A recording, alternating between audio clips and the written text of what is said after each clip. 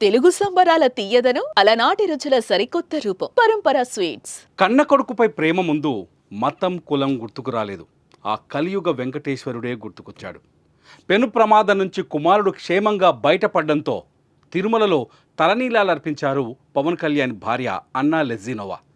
Christian మతానికి చెందిన అన్నా లెజినోవా తిరుమలలో డిక్లరేషన్ ఫామ్ పైన సంతకం చేసి తలనీలాలు అర్పించారు. అనంతరం స్వామివారిని దర్శించుకున్నారు.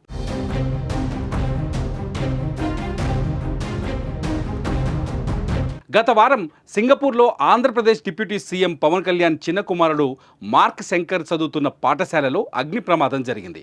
ఒకరు చనిపోగా 19 మంది గాయపడ్డారు. మార్క్ శంకర్ త్రుటిలో ప్రాణాలు రక్షించుకొని క్షేమంగా బయటపడ్డాడు. చిన్న చిన్న గాయాలయ్యాయి. సింగపూర్లో చికిత్స అనంతరం మార్క్ను పవన్, అన్నా లెజినోవా దంపతులు ఇండియాకు తీసుకొచ్చారు. కుమారుడిని పవన్ భుజం పైన ఎత్తుకొని తీసుకొచ్చిన దృశ్యాలు వైరల్ కూడా అయ్యాయి.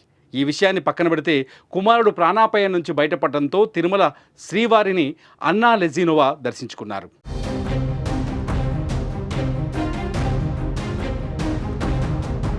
ఆదివారం సాయంత్రం తిరుమలకు చేరుకొని సాధారణ భక్తురాల్లాగా కళ్యాణకట్టకు వెళ్లి అన్నా లెజినోవా తలనీలాలు సమర్పించుకొని భక్తిని చాటుకున్నారు.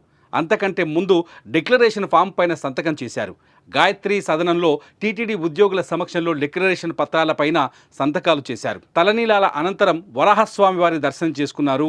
సోమవారం ఉదయం సుప్రభాత సేవలో తిరుమలేశుని దర్శనం చేసుకున్నారు. స్వామివారి దర్శన అనంతరం రంగనాయకుల మండపంలో అన్నా కొనిదల గారికి వేద పండితులు వేదాశీర్వచనం అందించగా ఆలయ అధికారులు శ్రీవారి తీర్థ ప్రసాదాలు అందజేశారు. శ్రీవారికి మొక్కులు చెల్లించడమే కాదు, తిరుమలలో అన్నదాన కార్యక్రమానికి కొంత విరాళం కూడా ఇవ్వాలని భావిస్తున్నారు. పవన్ కళ్యాణ్ భార్య చేస్తున్న పని పట్ల అభిమానులు, కార్యకర్తలు హర్షం వ్యక్తం చేస్తున్నారు. మరి మీరేమంటారో ఈ వీడియో కింద కామెంట్ చేయండి.